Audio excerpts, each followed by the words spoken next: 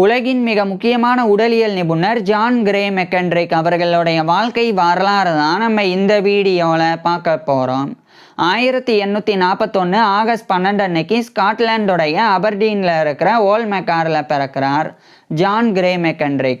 இவருடைய அப்பாவான ஜேம்ஸ் மெக்கன்ட்ரிக் ஒரு மெர்ச்சண்டாக, அதாவது வணிகராக இருந்திருக்கிறாங்க. இதனால் இவருடைய குடும்பம் நல்ல நிலையில் வாழ்ந்து வந்திருக்கிறாங்க. குடும்பம் நல்ல நிலையில் வாழ்ந்து வந்தனால ஜான் கிரே மெக்கன்ட்ரிக் குழந்தை பருவத்திலிருந்தே மகிழ்ச்சியான வாழ்க்கையை வாழ தொடங்கியிருந்தாங்க. இந்த நிலையில் கரெக்டாக 1846ஆம் ஆண்டுடைய ஆரம்ப காலகட்டத்தில் ஜான் கிரே மெக்கன்ட்ரிக்கு 4 வயது இருக்கும்போது, அதாவது ஜான் கிரே மெக்கன்ட்ரிக் ஆகஸ்டில் பிறந்திருந்தனால 1846ஆம் ஆண்டுடைய ஆரம்ப காலகட்டத்தில் ஜான் கிரே மெக்கன்ட்ரிக்கு 4 வயது இருந்தது. அப்போ இவருடைய அப்பா இவரை படிக்க வைக்கிறதுக்காக அபர்டீனுடைய ஓல்ட் மெக்காருக்கு பக்கத்திலே இருக்கக்கூடிய ஒரு லோக்கல் ஸ்கூலில் இவரை சேர்த்துறாங்க. அது ஒரு எலிமெண்ட்ரி ஸ்கூலாக இருந்தது. அங்கு சேர்ந்து ஜான் கிரே மெக்கன்ட்ரிக் இவருடைய ஆரம்ப கல்வியை படிக்க ஆரம்பிச்சிருந்தாங்க. இதே சமயம் ஜான் கிரே மெக்கன்ட்ரிக்கோடைய அப்பா இவரை சட்டம் படிக்க வச்சு வழக்கறிஞர் ஆக்கணும்னு விரும்பி வந்தாங்க.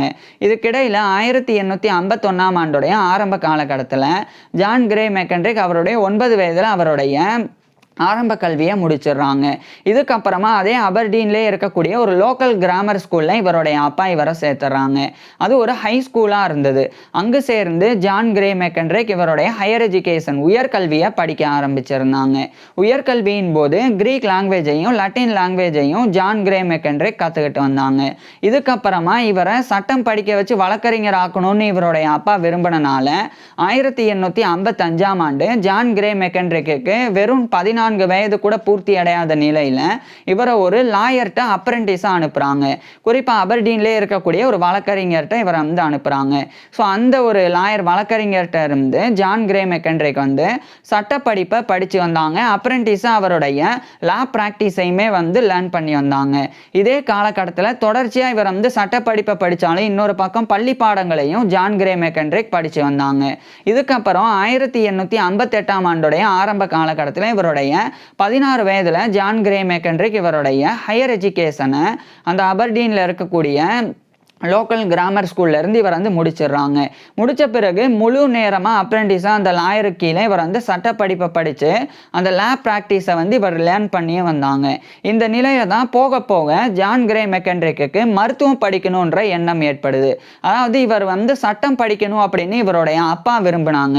இதனால அந்த லாயர்கிட்ட ஒரு அப்ரெண்டிஸாக ஜான் கிரே மெக்கன்ட்ரிக் ஜாயின் பண்ணியிருந்தாங்க.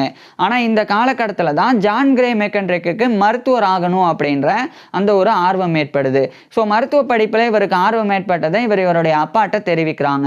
இவருடைய அப்பா இந்த ஒரு விஷயத்துக்கு எந்த விதமான தடையும் கொடுக்கல. இதனால 1861ஆம் ஆண்டு அந்த லாயர்கிட்ட இருந்து ஜான் கிரே மெக்கன்ட்ரிக் விலகிடுறாங்க. இதுக்கப்புறமா இவருடைய அப்பா இவரை மருத்துவ படிப்புக்காக அந்த அபர்டீன்லேயே இருக்கக்கூடிய யூனிவர்சிட்டி ஆஃப் அபர்டீனுடைய மெடிக்கல் ஸ்கூலில் இவரை சேர்த்துறாங்க. அந்த யூனிவர்சிட்டி ஆஃப் அபர்டீனில் ஜாயின் பண்ணி ஜான் கிரே மெக்கன்ட்ரிக் கிட்டத்தட்ட இவருடைய 19-20 வயதில் இவருடைய மருத்துவ கல்வியை படிக்க ஆரம்பிச்சிருந்தாங்க.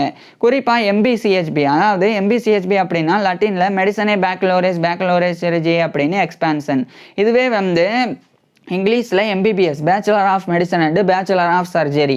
இதை தான் John Gray McKendrick university of அபர்டீன்ல இருந்து படிக்க ஆரம்பிச்சிருந்தாங்க. ஆனால் இந்த காலகட்டத்திலெல்லாம் யுனைடெட் கிங்டம்லேயே ஸ்காட்லாண்டுடைய எடன்பிராவில் இருக்கிற யூனிவர்சிட்டி ஆஃப் எடன்பிரா மெடிக்கல் ஸ்கூல் அதுதான் ஒரு ப்ராமினண்டான மெடிக்கல் ஸ்கூலாக இருந்தது. இதனால ஜான் கிரே மெக்கன்ட்ரிக்கை இவருடைய அப்பா அந்த யூனிவர்சிட்டி ஆஃப் எடன்பிரா மெடிக்கல் ஸ்கூலில் சேர்க்கணும் அப்படின்னு இந்த யூனிவர்சிட்டி ஆஃப் அபர்டீன்ல இருந்து இவரை டிரான்ஸ்ஃபர் பண்ணுறாங்க. ஸோ ஸ்காட்லாண்டில் இருக்கிற அபர்டீன்ல இருந்து அதே ஸ்காட்லாண்டில் இருக்கிற எடன்பிராக்கு இவருடைய அப்பா இவரை அனுப்பி அங்கே இருக்கக்கூடிய யூனிவர்சிட்டி ஆஃப் எடன்பிரா மெடிக்கல் ஸ்கூலில் இவரை சேர்த்துறாங்க. அங்கு சேர்ந்து ஜான் கிரே மெக்கன்ட்ரிக் இவருடைய மருத்துவ கல்வியை தொடர்ந்து படிக்க ஆரம்பிக்கிறாங்க. மருத்துவ கல்வியின் போது மெடிக்கல் கரிக்குலமாக மருத்துவ பாடத்திட்டங்களா இவர் பிசியாலஜி உடலியல், மெட்டீரியா மெடிக்கா மருந்துகளினுடைய பண்புகள் குறித்து படிக்கிறது, கெமிஸ்ட்ரி வேதியியல், அதுக்கப்புறமா இந்த பெத்தாலஜி நோயியல், அதே மாதிரி சர்ஜரி அறுவை சிகிச்சை, கிளினிக்கல் மெடிசன் மருத்துவம், அனாட்டமி உடற்கூறியல், அதுக்கப்புறமா ஃபார்மகாலஜி மருந்தியல் அப்படின்னு இது போன்ற எல்லா பாடங்களையுமே ரொம்ப நல்லா ஜான் கிரே மெக்கன்ட்ரிக் படித்து வந்தாங்க. ஆனால் பர்டிகுலராக இவருக்கு ஃபிசியாலஜி உடலியலில் தான் அதிக ஆர்வம் இருந்து வந்தது. உடலியல் அப்படின்றது உடல் உறுப்புகளினுடைய ஃபங்க்ஷன் செயல்பாடுகள் குறித்து படிக்கிறது தான் ஃபிசியாலஜி உடலியல் அப்படின்றது.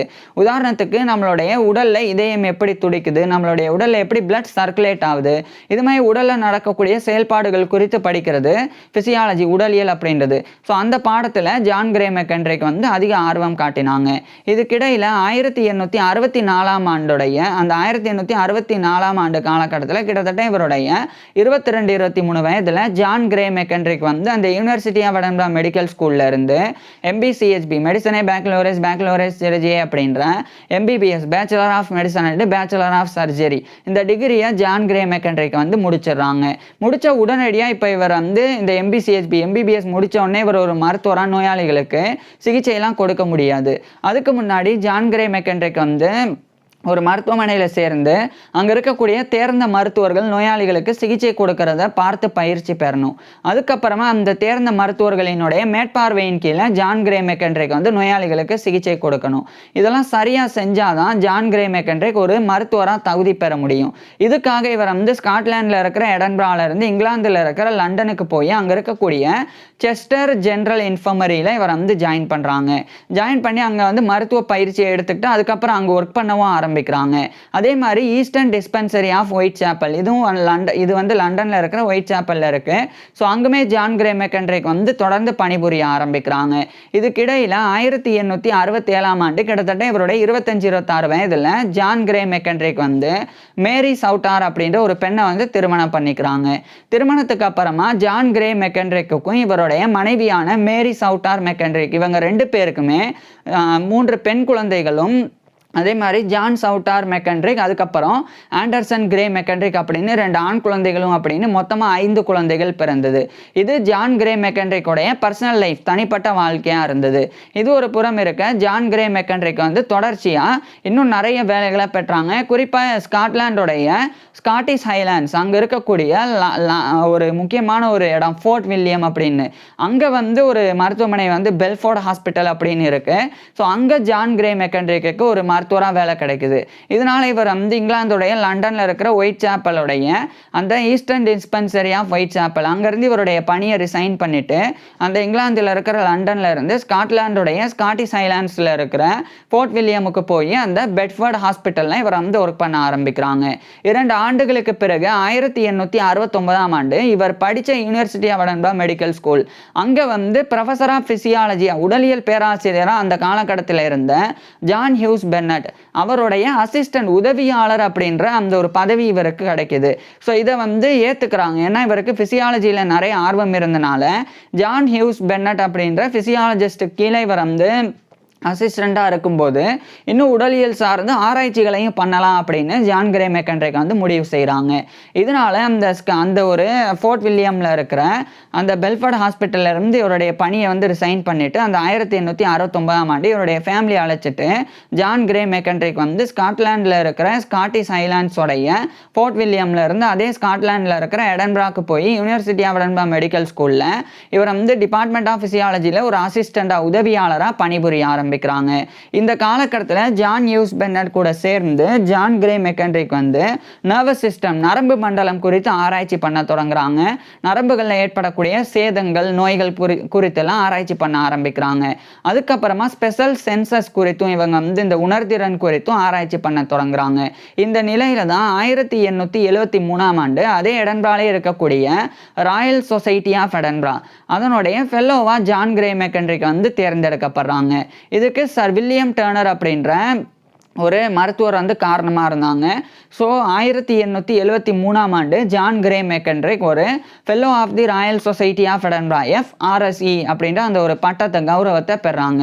இதுக்கப்புறம் அதே 1873 ஆண்டு ஸ்காட்லாண்டுடைய கிளாஸ்கோவில் இருக்கிற யூனிவர்சிட்டி ஆஃப் கிளாஸ்கோ அதனுடைய ஒரு எக்ஸ்ட்ராமுரல் லெக்சரர் இன் ஃபிசியாலஜியாக இவர் வந்து அழைக்கப்படுறாங்க. ஸோ இவர் வந்து விரிவுரையாளராக வந்து ஃபிசியாலஜியை வந்து மருத்துவ மாணவர்களுக்கு கற்பிக்க முடியும். அந்த பதவி இவர் கிடைக்குது. இதனால இந்த university of Edinburgh medical school ஸ்கூலோடைய டிபார்ட்மெண்ட் ஆஃப் ஃபிசியாலஜியில் ஜான் ஹியூஸ் பென்னட்டோடைய அசிஸ்டன்ட் அப்படின்ற பதவியிலிருந்து இவர் விலகி இந்த 1873ஆம் ஆண்டு இவருடைய ஃபேமிலி அழைச்சிட்டு இவர் வந்து ஸ்காட்லாண்டில் இருக்கிற எடன்பரால இருந்து அதே ஸ்காட்லாண்டில் இருக்கிற கிளாஸ்கோவுக்கு போயிடுறாங்க. அங்கே போனதுக்கப்புறமா அங்கே இருக்கக்கூடிய யூனிவர்சிட்டி ஆஃப் கிளாஸ்கோ அதனுடைய ஒரு எக்ஸ்ட்ராமுரல் லெக்சரர் இன் ஃபிசியாலஜியாக இவர் வந்து பணிபுரிய ஆரம்பிக்கிறாங்க. இந்த நிலையில தான் 1874ஆம் ஆண்டு அந்த ஸ்காட்லாண்டோடைய எடன்பரால இருக்கக்கூடிய ஹார்வேயன் சொசைட்டி ஆஃப் எடன்பரா அப்படின்ற ஒரு மெடிக்கல் சொசைட்டி அதனுடைய மெம்பராகவும் ஜான் கிரே மெக்கன்ட்ரிக் வந்து தேர்ந்தெடுக்கப்படுறாங்க. இந்த 1874ஆம் ஆண்டு தான் ஜான் சவுட்டார் மெக்கன்ட்ரிக் அப்படின்ற ஆண் குழந்தை வந்து இவருக்கும் ஜான் கிரே மெக்கன்ட்ரிக்கும் இவருடைய மனைவியான மேரி சவுட்டார் மெக்கன்ட்ரிக் இவங்க 2 பேருக்குமே வந்து பிறந்தது அந்த ஆண் குழந்தை. இது ஒரு பக்கம் இருக்கு. அடுத்து ஜான் கிரே மெக்கன்ட்ரிக் வந்து தொடர்ச்சியாக இவருடைய ஆராய்ச்சிகளையும் பண்ணாங்க. அடுத்து பெரிய பெரிய விஷயங்கள் பண்ண ஆரம்பிக்கிறாங்க. குறிப்பாக இந்த ஃபிசியாலஜி உடலியலுக்கான ஒரு சங்கம் தனியாக சொசைட்டி உருவாக்கணும் அப்படின்னு ஜான் கிரே மெக்கன்ட்ரிக் வந்து முடிவு செய்கிறாங்க. இதுக்கிடையில் 1876ஆம் ஆண்டு செப்டம்பர் 8 அன்னைக்கு ஜான் கிரே மெக்கன்ட்ரிக்கும் இவருடைய மனைவியான மேரி சவுட்டார் மெக்கன்ட்ரிக் இவங்க 2 பேருக்குமே ஆண்டர்சன் கிரே மெக்கன்ட்ரிக் அப்படின்னு இன்னொரு ஆண் குழந்தை பிறந்தது, 5ஆவதாக பிறந்தது. ஸோ மொத்தமாக ஜான் கிரே மெக்கன்ட்ரிக்கும் இவருடைய மனைவியான மேரி சவுட்டார் மெக்கன்ட்ரிக்கும் 3 பெண் குழந்தைகள், 2 ஆண் குழந்தைகள் அப்படின்னு 5 குழந்தைகள். ஸோ இது இவருடைய பர்சனல் லைஃப். இன்னொரு பக்கம் இதே 1876ஆம் ஆண்டு இவர் வந்து ஸ்காட்லாண்டில் இருக்கிற கிளாஸ்கோல இருந்து இங்கிலாந்தில் இருக்கிற லண்டனுக்கு போகிறாங்க. அங்கே போய் அங்கே வந்து ஃபிசியலாஜிக்கல் சொசைட்டி ஒன்று வந்து நிறுவனாங்க. அது கிட்டத்தட்ட 18-19 பேர் வந்து அதை நிறுவனாங்க. அந்த 18-19 பேர்ல ஒருத்தரா ஜான் கிரே மெக்கன்ட்ரிக்கும் இருந்தாங்க. So co founder of physiological சொசைட்டியா இவர் வந்து 1876ஆம் ஆண்டு ஆகி ஃபிசியலாஜிக்கல் சொசைட்டியை நிறுவுறாங்க. இதில் வந்து ஃபிசியாலஜிக்கு உண்டான ரிசர்ச் அதெல்லாம் மேம்படுத்துறதுக்காக ஸ்டடீஸ் டீச்சிங் ரிசர்ச் எல்லாம் மேம்படுத்துறதுக்காக இந்த ஒரு ஃபிசியலாஜிக்கல் சொசைட்டியை நிறுவனாங்க. ஸோ அது ஒரு மிகப்பெரிய ஒரு கான்ட்ரிபியூஷனாகவும் அச்சீவ்மெண்ட்டாகவும் ஜான் கிரே மெக்கன்ட்ரிக் அதை பண்ணியிருந்தாங்க. இதுக்கப்புறம் அதே 1876ஆம் ஆண்டு இந்த யூனிவர்சிட்டி ஆஃப் கிளாஸ்கோவுடைய ப்ரொஃபஸர் ஆஃப் தியரி ஆஃப் ஃபிசிக்காக இவர் வந்து நியமிக்கப்படுறாங்க. ஏற்கனவே இவர் ஒரு விரிவுரையாளராக எக்ஸ்ட்ராமுரல் லெக்சரராக தான் இருந்தாங்க. இப்போ ஜான் கிரே மெக்கன்ட்ரிக் 1876ஆம் ஆண்டு ப்ரொஃபஸராகவே நியமிக்கப்படுறாங்க. குறிப்பாக சேர் ஆஃப் தியரி ஆஃப் ஃபிசிக் அப்படின்னும் அழைக்கப்படும். அது வந்து சேர் ஆஃப் இன்ஸ்டிடியூட்ஸ் ஆஃப் மெடிசன் அப்படின்னு அழைக்கப்படும். ஸோ அந்த பதவியில் இவர் வந்து 1876ஆம் ஆண்டிலிருந்து பணிபுரிய ஆரம்பிக்கிறாங்க. அதுதான் வந்து ரீஜியஸ் ப்ரொஃபஸர் ஆஃப் ஃபிசியாலஜி அப்படின்னு இன்னைக்கு அழைக்கப்படுது. அதாவது உடலியல் பேராசிரியர். ரீஜியஸ் அப்படின்றது வந்து ஒரு ராயல் ஃபேமிலி மூலமாக கிங் ஃபேமிலி மூலமாகவோ அல்லது நோபல்மென் மூலமாகவோ ஒரு பதவி உருவாக்கப்பட்டதுன்னா அந்த பதவிக்கு முன்னாடி ரீஜியஸ் அப்படின்ற டைட்டில் சேரும். ஸோ அந்த மாதிரி இந்த ப்ரொஃபஸர் ஆஃப் ஃபிசியாலஜி உடலியல் பேராசிரியர் அப்படின்ற இந்த ஒரு பதவியை கிங் ஃபேமிலி தரப்பிலிருந்து தான் நிறுவியிருந்தாங்க யூனிவர்சிட்டி ஆஃப் கிளாஸ்கோவில். அதனால தான் அது ரீஜியஸ் ப்ரொஃபஸர் ஆஃப் ஃபிசியாலஜி அப்படின்னு. ஸோ அந்த பொறுப்பில் 1876ஆம் ஆண்டிலிருந்து ஒரு உடலியல் பேராசிரியராக ஜான் கிரே மெக்கன்ட்ரிக் வந்து பணிபுரிய ஆரம்பிக்கிறாங்க. அதுக்கப்புறம் இவர் வந்து மனித உடலியல் சார்ந்த ஒரு ஆராய்ச்சியை பண்ணி 1878ஆம் ஆண்டு எலிமெண்டரி ஹியூமன் ஃபிசியாலஜி அப்படின்ற டைட்டில் ஜான் கிரே மெக்கன்ட்ரிக் வந்து அந்த ஒரு ஒர்க்கை பப்ளிஷ் பண்ணுறாங்க. இதுக்கப்புறமா தொடர்ச்சியாக ஜான் கிரே மெக்கன்ட்ரிக் வந்து உடலியல் சார்ந்த ஆராய்ச்சிகளையும் பண்ணி வந்தாங்க. இந்த நிலையில் 1881ஆம் ஆண்டு இங்கிலாந்துடைய லண்டனில் இருக்கக்கூடிய சிட்டி ஆஃப் வெஸ்ட்மின்ஸ்டர் அங்கே இருக்கிற royal institution of Great Britain and Ireland அது வந்து பொதுவாக அன்னைக்கு ராயல் இன்ஸ்டிடியூஷன் அப்படின்னு அழைக்கப்படுது. அதனுடைய Fullerian professor of physiology and comparative அனாட்டமியாக இவர் வந்து அழைக்கப்படுறாங்க. ஸோ அதை வந்து 1881ஆம் ஆண்டு ஜான் கிரே மெக்கன்ட்ரிக் வந்து ஏற்றுக்கிட்டு இங்கிலாந்தில் இருக்கிற லண்டனுக்கு ஸ்காட்லாண்டில் இருக்கிற கிளாஸ்கோவிலேருந்து அவர் போகிறாங்க. அங்கே போய் ராயல் இன்ஸ்டிடியூஷனுடைய professor Fullerian professor of physiology and comparative அனாட்டமியா பணிபுரிய ஆரம்பிக்கிறாங்க. என்னதான் இவர் வந்து லண்டனுக்கு போனாலும் யூனிவர்சிட்டி ஆஃப் கிளாஸ்கோலையும் தொடர்ச்சியாக ரீஜியஸ் ப்ரொஃபஸர் ஆஃப் ஃபிசியாலஜியை இவர் வந்து பணிபுரிஞ்சு தான் வந்தாங்க. இதில் என்ன இந்த ஃபுல்லேரியன் அப்படின்னா ஒரு நபரை குறிக்குது. ஸோ அந்த ஃபுல்லேரியன் ப்ரொஃபஸர் அப்படின்றது ஒரு பேராசிரியர் பதவி. அது வந்து உடலியல் ஒப்பீட்டு உடற்கூறியல் இந்த 2 பாடங்கள் கற்பிக்கிறதுக்காக உருவாக்கப்பட்ட ஒரு பேராசிரியர் பதவி. அந்த பதவியில் தான் 1881ஆம் ஆண்டு ஜான் கிரே மெக்கன்ட்ரிக் வந்து நியமிக்கப்பட்டாங்க. நியமிக்கப்பட்ட பிறகு இவர் வந்து உடலியலையும் ஒப்பீட்டு உடற்கூறியலையும் மருத்துவ மாணவர்களுக்கு ஒரு பேராசிரியராக கற்பித்து வந்தாங்க. அதனால் ஒப்பீட்டு உடற்கூறியல் கம்பேரிட்டிவ் அனாட்டமி அப்படின்னா, இப்போ அனாட்டமி அப்படின்னா உடற்கூறியல், நம்மளுடைய உடலில் இருக்கக்கூடிய உறுப்புகள், திசுக்கள், எலும்புகள் அவைகளினுடைய ஸ்ட்ரக்சர் கட்டமைப்பு குறித்து படிக்கிறது தான் அனாட்டமி, உடற்கூறியல் அப்படின்றது. உதாரணத்துக்கு நம்மளுடைய உடலில் இதயம் எங்கே அமைஞ்சிருக்கு, அந்த இதயத்தினுடைய வடிவம் என்ன, அந்த இதயத்தில் எத்தனை சேம்பர்ஸ் அறைகள் இருக்குது, அந்த இதயத்தினுடைய இரத்த நாளங்களின் எண்ணிக்கை என்ன. ஸோ இது மாதிரி ஒட்டுமொத்தமாக நம்மளுடைய உடல் உறுப்புகள், திசுக்கள், எலும்புகள் அவைகளினுடைய ஸ்ட்ரக்சர் குறித்து கட்டமைப்பு குறித்து படிக்கிறது அனாட்டமி. அதே சமயம் கம்பேரிட்டிவ் அனாட்டமி ஒப்பீட்டு உடற்கூறியல்னா வெவ்வேறு இரண்டுக்கும் மேற்பட்ட உயிரினங்களை ஒப்பிட்டு அந்த உயிரினங்களினுடைய உடல் கட்டமைப்புகளை பற்றி ஆராயிறது கம்பேரிட்டிவ் அனாட்டமி, ஒப்பீட்டு உடற்கூறியல் அப்படின்றது. ஸோ இதையும் அந்த உடலியலையும் ஜான் கிரே மெக்கன்ட்ரிக் வந்து கற்பிக்க தொடங்கியிருந்தாங்க. இந்த பதவியில் அடுத்த 3 ஆண்டுகள் இவர் வந்து இருந்தாங்க. அடுத்து 1884 மார்ச் 5 அன்னைக்கு ஜான் கிரே மெக்கன்ட்ரிக் வந்து அந்த பதவியிலிருந்து ரிசைன் பண்ணி விலகி தொடர்ச்சியாக ஸ்காட்லாண்டுடைய கிளாஸ்கோக்கே இங்கிலாந்தில் இருக்கிற லண்டனில் இருந்து கிளம்பி அந்த கிளாஸ்கோவில் இருக்கக்கூடிய யூனிவர்சிட்டி ஆஃப் கிளாஸ்கோ மெடிக்கல் ஸ்கூலோடைய ரீஜியஸ் ப்ரொஃபஸர் ஆஃப் ஃபிசியாலஜி இவர் வந்து தொடர்ந்து பணிபுரிய ஆரம்பிக்கிறாங்க. இந்த university of Glasgow medical school அப்படின்றது இன்னைக்கு அஃபீஷியலாக university of Glasgow school of medicine dentistry and nursing அப்படின்னு அழைக்கப்படுது. ஸோ அங்கே இவர் வந்து பணிபுரிஞ்சு வந்தாங்க. இந்த நிலையில் அதே 1884 ஆண்டு இங்கிலாந்துடைய லண்டன்ல இருக்கிற ராயல் சொசைட்டி ஆஃப் லண்டன் அதனுடைய ஒரு ஃபெல்லோவாக இவர் வந்து தேர்ந்தெடுக்கப்படுறாங்க. ஏற்கனவே 1873 ஆண்டு ஸ்காட்லாண்டுடைய எடன்பிராவில் இருக்கிற ராயல் சொசைட்டி ஆஃப் எடன்பிராவுடைய ஃபெல்லோவாக இவர் தேர்ந்தெடுக்கப்பட்டாங்க. இப்போ 1884 ஆண்டு இங்கிலாந்துடைய லண்டன்ல இருக்கிற ராயல் சொசைட்டியோடைய ஃபெல்லோவாக தேர்ந்தெடுக்கப்படுறாங்க. So fellow of the royal society FRS அப்படின்ற இந்த ஒரு பட்டத்தை கௌரவத்தை 1884 ஆண்டு ஜான் கிரே மெக்கன்ட்ரிக் பெறாங்க. இதுக்கப்புறமா இவர் வந்து உடலியலுக்குண்டான ஒரு பாட புத்தகத்தை இவர் வந்து எழுதுறாங்க. அதை வந்து மருத்துவ மாணவர்கள் உடலியல் படிக்கிறதுக்கு பயன்படுத்தணும் அப்படின்னு சொல்லி அதை வந்து டெக்ஸ்ட் புக் ஆஃப் ஃபிசியாலஜி அப்படின்ற டைட்டில் 1888 ஆண்டு பப்ளிஷ் பண்ணுறாங்க. அதுக்கப்புறமா அதனுடைய செகண்ட் வால்யூம், இது வந்து ஃபர்ஸ்ட் வால்யூம், அதனுடைய செகண்ட் வால்யூமாக 1889 ஆண்டு அதே டெக்ஸ்ட் புக் ஆஃப் ஃபிசியாலஜி அப்படின்ற டைட்டில்லையே ஜான் கிரே மெக்கன்ட்ரிக் வந்து பப்ளிஷ் பண்ணுறாங்க. இதை தொடர்ந்து 1890கள் காலகட்டத்தில் இவர் பணிபுரியக்கூடிய யூனிவர்சிட்டி ஆஃப் கிளாஸ்கோ மெடிக்கல் ஸ்கூல்ல டிபார்ட்மெண்ட் ஆஃப் பிசியாலஜிக்கு உண்டான செப்பரேட்டான விஷயங்கள் எல்லாம் கொண்டு வர தொடங்கியிருந்தாங்க. குறிப்பாக நான் ஏற்கனவே சொன்னேன், அந்த காலகட்டத்தில் இந்த டிபார்ட்மெண்ட் ஆஃப் பிசியாலஜி அப்படின்றது இன்ஸ்டிடியூட்ஸ் ஆஃப் மெடிசன் அல்லது தியரி ஆஃப் பிசிக் அப்படின்னு இருந்தது. இதை வந்து பிசியாலஜி அப்படின்னு கொண்டு வர்றதுக்கு ஜான் கிரே மெக்கன்ட்ரிக் தான் முயற்சி பண்ணாங்க. குறிப்பாக இந்த ஒரு டிபார்ட்மெண்ட்ல பிசியாலஜிக்கல் கெமிஸ்ட்ரி கோர்ஸை அறிமுகப்படுத்தினாங்க. உடலியல் வேதியியல் அந்த ஒரு கோர்ஸை அறிமுகப்படுத்தினாங்க.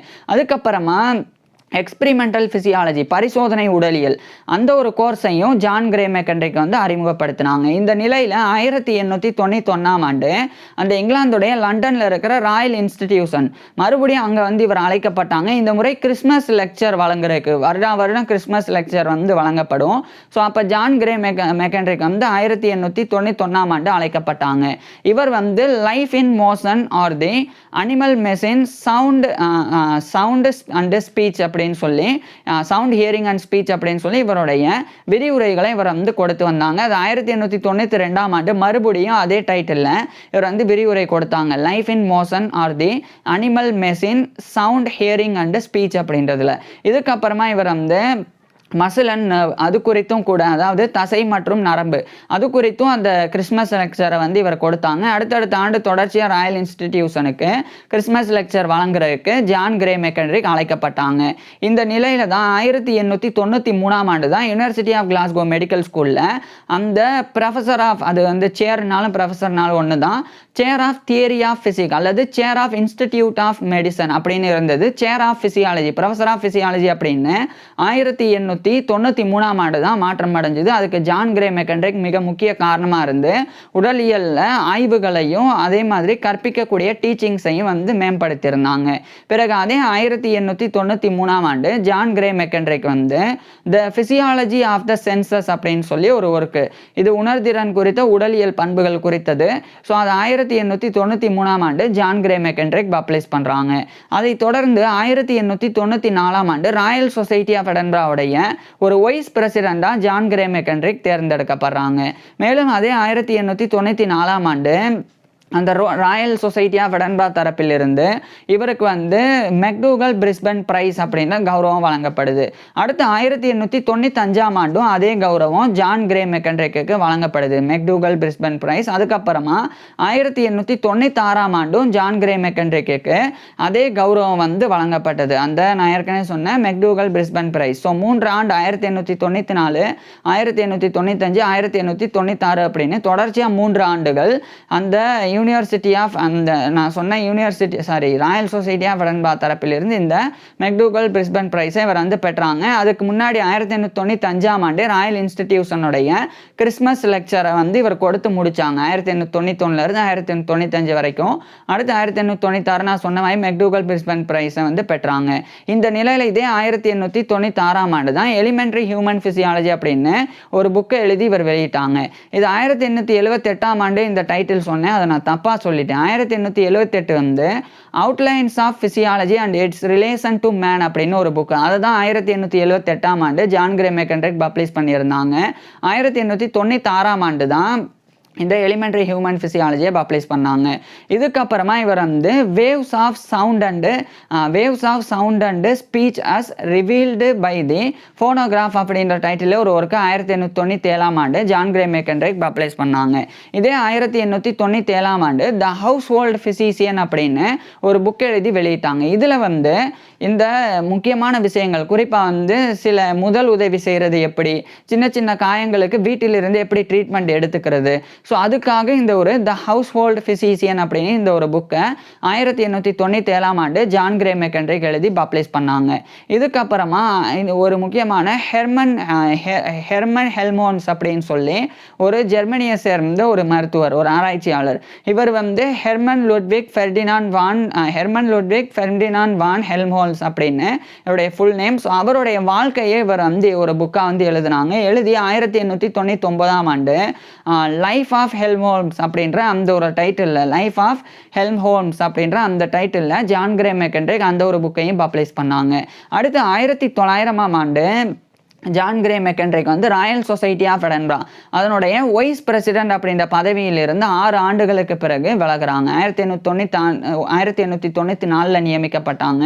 1900ஆம் ஆண்டு ஜான் கிரே மெக்கன்ட்ரிக் வந்து அந்த பதவியிலிருந்து vice president of the royal society of Edinburgh அந்த பதவியிலிருந்து விலகுனாங்க. அதே 1900ஆம் ஆண்டு தான் சயின்ஸ் அண்ட் ஃபெய்த் அப்படின்னு சொல்லி ஒரு புக்கு, அந்த சயின்ஸ் அண்ட் ஃபெய்த்தை 1900ஆம் ஆண்டு ஜான் கிரே மெக்கன்ட்ரிக் பப்ளிஷ் பண்ணாங்க. அடுத்து 1902ஆம் ஆண்டு ஏற்கனவே இவர் எழுதி வெளியிட்ட த பிசியாலஜி ஆஃப் த சென்சஸ் அதனுடைய இன்னொரு பதிப்பை வெளியிட்டாங்க. இதுக்கப்புறம் சில ஆண்டுகளுக்கு பிறகு 1906ஆம் ஆண்டு கிட்டத்தட்ட இவருடைய 65 வயதில் ரீஜியஸ் ப்ரொஃபஸர் ஆஃப் பிசியாலஜி அப்படின்ற உடலியல் பேராசிரியர் பதவியிலிருந்து ஜான் கிரே மெக்கன்ட்ரிக் வந்து யூனிவர்சிட்டி ஆஃப் கிளாஸ்கோ மெடிக்கல் ஸ்கூல்ல இருந்து ரிட்டையர் ஆகுறாங்க. ரிட்டையர் ஆனதுக்கப்புறமா இந்த டிபார்ட்மெண்ட் ஆஃப் பிசியாலஜி இவர் 1876ஆம் ஆண்டு ஜாயின் பண்ணும்போது அது department of theory of physics அல்லது department of institutes of medicine அப்படின்னு இருந்தது. பிசியாலஜிக்கு அப்படின்னு தனி டிபார்ட்மெண்ட் இல்லாமல் இருந்தது. ஆனால் இவர் போய் அது 1893 உருவாக்கி இப்போ 1906 இவர் ரிட்டையர் ஆகும்போது அது மிகப்பெரிய அளவில் யூனிவர்சிட்டி ஆஃப் கிளாஸ்கோவுடைய டிபார்ட்மெண்ட் ஆஃப் பிசியாலஜி ஆனது ஒரு ஹை ஸ்டாண்டர்டாக வந்து இருந்தது. ஸோ அதுக்கு ஜான் கிரே மெக்கன்ட்ரிக் முக்கிய காரணமாக இருந்தாங்க. இதுக்கப்புறமா 1907ஆம் ஆண்டும் இந்த பிசியாலஜி ஆஃப் த சென்சஸோடைய இன்னொரு ஒர்க்கை எழுதி இவர் வந்து பப்ளிஷ் பண்ணாங்க. அதுக்கப்புறமா அந்த கிளாஸ்கோவை சுற்றி இருக்கக்கூடிய சில பகுதிகள், அதில் குறிப்பாக வந்து ரத் கிளாண்ட் அப்படின்றது, அதுக்கப்புறமா இந்த டம்பார்டன் அப்படின்றது, சொந்த மாதிரியான இடங்கள் கிளாஸ்கோவுக்கு சுற்றி இருக்கக்கூடிய இடங்கள். ஸோ அதுக்கும் கிளாஸ்கோவுக்கும் இருக்கக்கூடிய ஒரு தொடர்பு குறித்து இவர் ஒரு ஒர்க்கு எழுதினாங்க. நதியின் மூலமாக இருக்கக்கூடிய தொடர்பு குறித்து இவர் வந்து எழுதினாங்க. அது 1909ஆம் ஆண்டு ஜான் கிரே மெக்கன்ட்ரிக் வந்து the river glide and the glide burrows அப்படின்ற டைட்டிலில் பப்ளிஷ் பண்ணாங்க.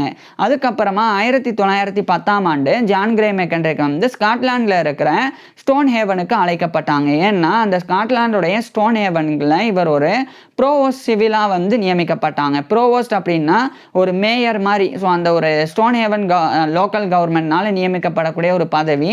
ஸோ அந்த ஸ்டோன் ஹேவனுக்கே ஒரு மேயர் மாதிரி இருக்கலாம். ஸோ அந்த பதவி தான், மேயர் எப்படி வந்து செயல்படுவாங்களோ அந்த பதவி தான் இந்த ப்ரோவோஸ்ட் அப்படின்றது. ஸோ அது மாதிரி ஸ்டோன் ஹேவனுடைய ப்ரோவோஸ்ட்டாக 1910ஆம் ஆண்டு John Gray மெக்கன்ட்ரிக் தேர்ந்தெடுக்கப்பட்டாங்க.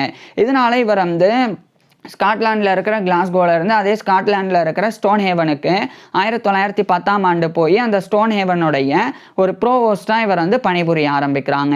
இதுக்கப்புறமாவும் the principles of physiology அப்படின்னு சொல்லி உடலியலின் கொள்கைகள் அப்படின்னு ஒரு புக்கு, இது 1912ஆம் ஆண்டு ஜான் கிரே மெக்கன்ட்ரிக் வந்து எழுதி வெளியிட்டாங்க.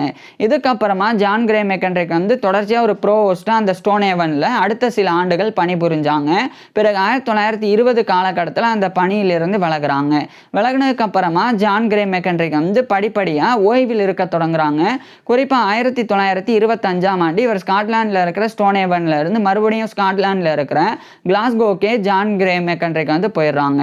அங்கே போய் ஜான் கிரே மெக்கன்ட்ரிக் வந்து ஓய்வில் இருக்க தொடங்குறாங்க. இந்த காலகட்டத்தில் இவர் வந்து ஸ்காட்லாந்துடைய எடன்பிராவில் இருக்கிற royal college of physicians of Edinburgh, இது வந்து எடன்பிராவில் இருக்கிற ஃபிசிசியன்ஸ் மருத்துவர்களுக்கு உண்டான ஒரு ராயல் காலேஜ், அதனுடைய ஃபெல்லோவாகவும் தேர்ந்தெடுக்கப்பட்டிருந்தாங்க. இதை நான் ஏற்கனவே சொல்ல மறந்துட்டேன். So fellow of the royal college of physicians of Edinburgh RCPE அப்படின்ற அந்த கௌரவத்தையும் இவர் பெற்றிருந்தாங்க. மேலும் இவர் படித்த யூனிவர்சிட்டியிலிருந்து ஆனரரி டாக்டர் ஆஃப் LLD அப்படின்ற டாக்டர் பட்டம் இவருக்கு வழங்கப்பட்டது. LLD அப்படின்னா லெகம் டாக்டரேட் அப்படின்னு லட்டினில் அர்த்தம். இது இங்கிலீஷில் கேனன் லா, சிவில் லா அப்படின்னு 2 லாஸ் உள்ளடங்கிய டாக்டர் ஆஃப் லாஸ் அப்படின்ற டாக்டர் பட்டம் தான், கௌரவ டாக்டர் பட்டம் தான். ஸோ அந்த ஆனரரி LLD இவருக்கு வழங்கப்பட்டது. இதுக்கப்புறம் 1926ஆம் ஆண்டு ஜனவரி 2 அன்னைக்கு இவருடைய 84 வயதில் ஜான் கிரே மெக்கன்ட்ரிக் வந்து இறந்து போயிடுறாங்க. ஸோ 1926 ஜனவரி 2 அன்னைக்கு ஜான் கிரே மெக்கன்ட்ரிக் இறந்து போகிறாங்க. இவர் இறந்து போகிறதுக்கு முன்னாடியே ஜான் கிரே மெக்கன்ட்ரிக்கோடைய மனைவியான இந்த மேரி சவுட்டார் மெக்கன்ட்ரிக் அவங்களும் வந்து இறந்து போயிருந்தாங்க. அவங்களுக்கு பிறகு 1926ஆம் ஆண்டு ஜனவரி 2 அன்னைக்கு இவருடைய 84 வயதில் ஜான் கிரே மெக்கன்ட்ரிக் வந்து இறந்து போகிறாங்க. இவர் இறந்து போனதுக்கு அப்புறமா ஜான் கிரே மெக்கன்ட்ரிக் இறந்து போயிட்டாலும் ஜான் கிரே மெக்கன்ட்ரிக் வந்து மருத்துவத்திற்கு ஆற்றின பங்களிப்பு மிகப்பெரியது. அதுக்கு முன்னாடி ஜான் கிரே மெக்கன்ட்ரிக்னால இவருடைய மகன்கள் 2 பேர், இவருக்கு 5 பேர், 3 மகள்கள் 2 மகன்கள். ஸோ அதில் அந்த 2 மகன்களும் அந்த நான் ஏற்கனவே சொன்னேன் ஜான் சவுட்டார் மெக்கன்ட்ரிக் அப்படின்றவர், அதே மாதிரி ஆண்டர்சன் கிரே மெக்கன்ட்ரிக், இந்த 2 மகன்களுமே அடுத்தடுத்து மருத்துவர்களாகி அவங்களும் வந்து மருத்துவத்துறையில் சாதனை பண்ணாங்க. ஸோ இதெல்லாம் பர்சனல் லைஃப். இன்னொரு பக்கம் ஜான் கிரே மெக்கன்ட்ரிக் வந்து மருத்துவத்திற்கும் உடலியலுக்கும் ஆற்றின பங்களிப்பு மிகப்பெரியது. குறிப்பாக இவர்னாலையும் நிறுவப்பட்டிருந்த ஃபிசியலாஜிக்கல் சொசைட்டி, அது இன்னைக்கு வரைக்குமே பெரிய அளவில் வந்து இருந்து வருது. இங்கிலாந்துடைய லண்டன்ல ஹெட் குவார்ட்டர் வந்து இருக்குது. அதே மாதிரி ஜான் கிரே மெக்கன்ட்ரிக் எழுதின மிக முக்கியமான புத்தகங்கள் ஒன்னான a text book of physiology, அதுவுமே மிகப்பெரிய பயன்பாட்டில் இவருடைய இறப்பின் பிறகும் இருந்து வந்தது. மேலும் ஜான் கிரே மெக்கன்ட்ரிக் வந்து யூனிவர்சிட்டி ஆஃப் கிளாஸ்கோடைய டிபார்ட்மெண்ட் ஆஃப் ஃபிசியாலஜி அதை மிகப்பெரிய அளவில் வளர்த்திருந்தாங்க. அது இன்றைய காலகட்டத்தில் அந்த டிபார்ட்மெண்ட் ஆஃப் ஃபிசியாலஜியில் எக்கச்சக்கமான கோர்சஸ் வந்து இருக்குது. ஸோ அதுக்கு காரணமும் ஜான் கிரே மெக்கன்ட்ரிக் தான். ஸோ இப்படி ரைட்டிங்ஸாக இருக்கட்டும், ரிசர்ச்சாக இருக்கட்டும், ஸ்டடியாக இருக்கட்டும், டீச்சிங்காக இருக்கட்டும், எல்லாத்துலேயுமே ஜான் கிரே மெக்கன்ட்ரிக் வந்து இவரால் முடிஞ்ச பங்களிப்புகளை கொடுத்துருந்தாங்க. இப்பேற்பட்ட ஜான் கிரே மெக்கன்ட்ரிக் பற்றி நீங்கள் என்ன நினைக்கிறீங்க அப்படின்றத கீழே கமெண்ட்ஸில் சொல்லுங்கள். உங்களுக்கு எந்த மாதிரியான டாபிக்ஸில் எந்த மாதிரியான வீடியோஸ் வேணும் அப்படின்றதையும் கீழே கமெண்ட்ஸில் சொல்லுங்கள். தேங்க்யூ.